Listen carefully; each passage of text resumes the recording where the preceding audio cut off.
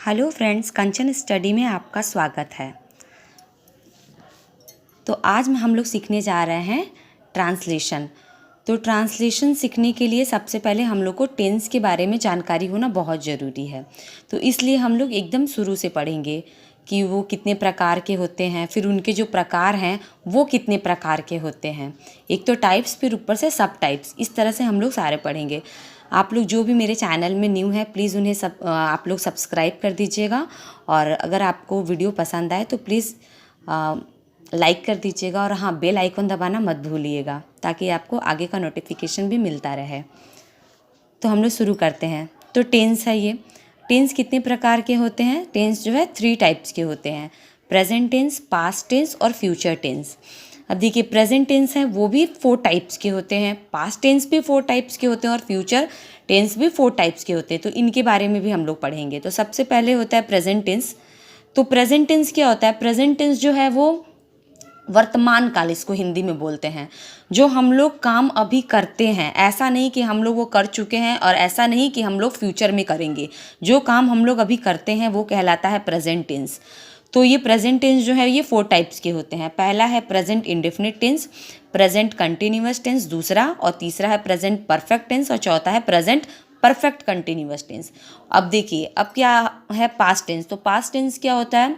इसको हिंदी में बोलते हैं भूतकाल, यानी वो टेंस जो कि मतलब वो काल जो कि बीत चुका है।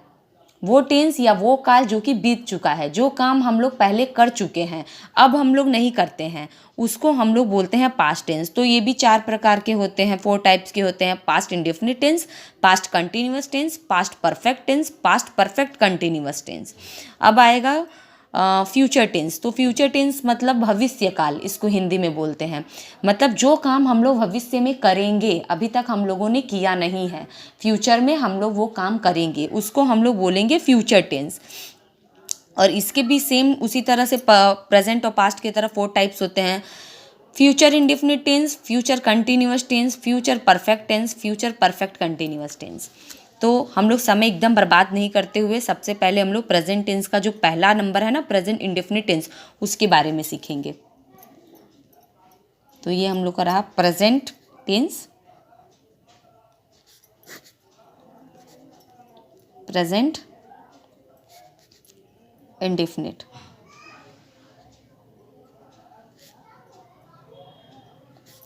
तो देखिए, इसमें कुछ रूल्स होते हैं।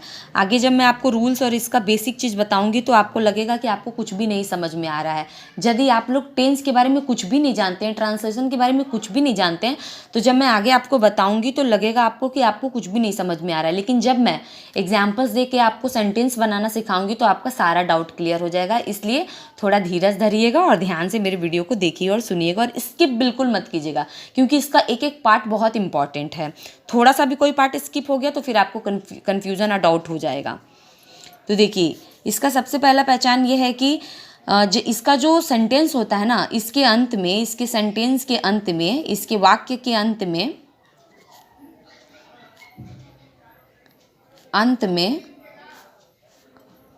ता, ती, ते इत्यादि लगा रहता है।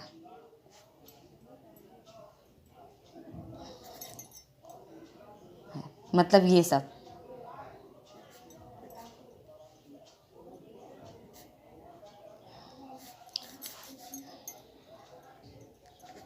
ये इसका सबसे इम्पॉर्टेंट थिंग है, जिससे कि हम लोग को पता चलता है कि ये टेंस है कौन। ठीक है, अगर ताता तीती नहीं लगा होता है तो यानी ये प्रेजेंट टेंस नहीं है। ये इसका मोस्ट इम्पॉर्टेंट थिंग है। अब देखिए, अब क्या है इसमें रूल्स क्या होता है? इसका रूल्स ये होता है ना कि जब हम लोग सेंटेंस बनाते हैं तो सबसे पहले सब्जेक्ट लिखते हैं, मतलब कर्ता, करने वाला। फिर उसके बाद हम लोग वर्ब लिखते हैं और फिर उसके बाद हम लोग ऑब्जेक्ट लिखते हैं। अब इसमें कुछ इम्पॉर्टेंट थिंग है जो कि हम लोग को जानना बहुत ज़रूरी है, जिसकी वजह से अगर हम लोग नहीं जानते हैं तो फिर हम लोग सही से इंग्लिश लिखना नहीं सीख पाएंगे। तो इम्पॉर्टेंट चीज़ ये है कि जब भी ही, शी, इट या कोई सिंगल नेम हो, कोई सिंगल नेम मतलब कोई एक नाम हो, तो उसके वर्ब के साथ एस या ईएस का यूज़ होता है।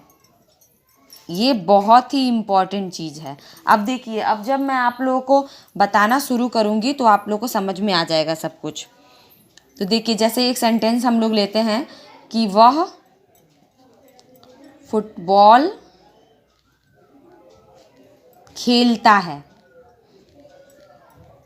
तो देखिए, सबसे पहले मैं क्या बताई थी कि अंत में ता, ती, ती, ते ऐसे लगा होगा। तो ये आ गया ना खेलता है, तो हम लोग समझ गए कि ये प्रेजेंट इंडेफिनिट है। ठीक है। अब दूसरा चीज़ क्या है कि अब हम लोग रूल्स को फॉलो करेंगे। तो रूल्स में सबसे पहले क्या लिखा है? रूल्स में सबसे पहले लिखा है सब्जेक्ट। तो सब्जेक्ट इसका क्या है? सब्जेक्ट है वह, क्योंकि करने वाला जो है, कर्ता जो है वो वह है। तो यहाँ पे हम लोग लिखेंगे ही। ठीक है। अब यहाँ पे खेलता है, वर्ब है इसका वर्ब क्या है? खेलता है। सब्जेक्ट में हमने लिख दिया, अब हम लोग को वर्ब लिखना है। तो वर्ब इसका क्या है? क्या कर रहा है? ये खेल रहा है। इसका क्रिया क्या है? खेलना है, तो खेलता है। तो हम यहाँ पे लिखेंगे प्लेज। ठीक है। अब मैंने यहाँ पे एस क्यों लगाया मैं बताऊंगी इसको बाद में। अब देखिए, अब वर्ब के बाद क्या है? ऑब्जेक्ट है। तो खेलता है, तो क्या खेलता है? फुटबॉल खेलता है, तो ही प्लेज फुटबॉल। तो इस तरह हम लोग लिखेंगे। ये नियम फॉलो करना पड़ेगा, ये रूल हम लोग को जरूर से फॉलो करना पड़ेगा कि आगे सब्जेक्ट आएगा, फिर वर्ब आएगा और फिर ऑब्जेक्ट आएगा। ऐसे अगर लिख देंगे कि ही फुटबॉल प्लेस, तो ये पूरा रॉन्ग हो जाएगा, क्योंकि रूल्स के हिसाब से पहले सब्जेक्ट आता है, फिर वर्ब आता है, फिर फुटबॉल आता है। ठीक है। फिर ऑब्जेक्ट आता है। तो ही आपका सब्जेक्ट है, प्लेज ही सब्जेक्ट है। सब्जेक्ट मतलब कर्ता, करने वाला कौन है? वह है।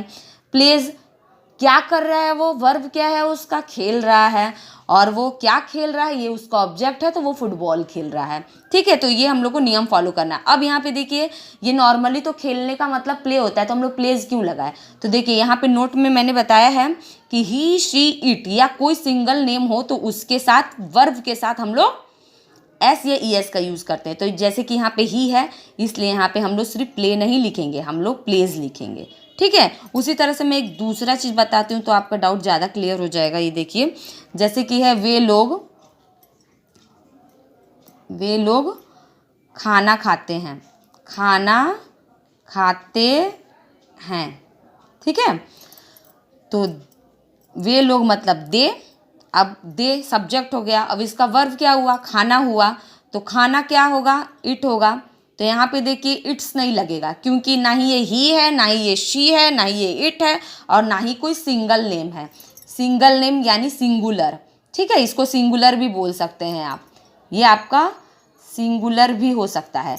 तो वे लोग तो प्लूरल है, तो इसके साथ इसलिए इट्स नहीं लगेगा, इट ही लगेगा। तो दे इट फूड आपका ऑब्जेक्ट हो गया। ठीक है। अब देखिए, अब दूसरा थोड़ा और एग्जाम्पल देख लीजिए, ज़्यादा क्लियर हो जाएगा। अब देखिए, रीना सोती है। तो रीना आपकी कर्ता हो गई। अब वो क्या कर रही है? तो सो रही है, सोती है वो। तो सोती है इसका वर्ब है, तो यहाँ पे क्या लगेगा? स्लीप्स लगेगा, क्योंकि रीना कोई सिंगुलर नेम है, सिंगल है, डबल नहीं है, रीना सिंगल है, और ऑब्जेक्ट तो इसमें है ही नहीं, तो बस यहीं पे स्टॉप हो जाएगा। अब देखिए, अगर रहता है रीना और मीना सोती है, तो क्या हो जाएगा?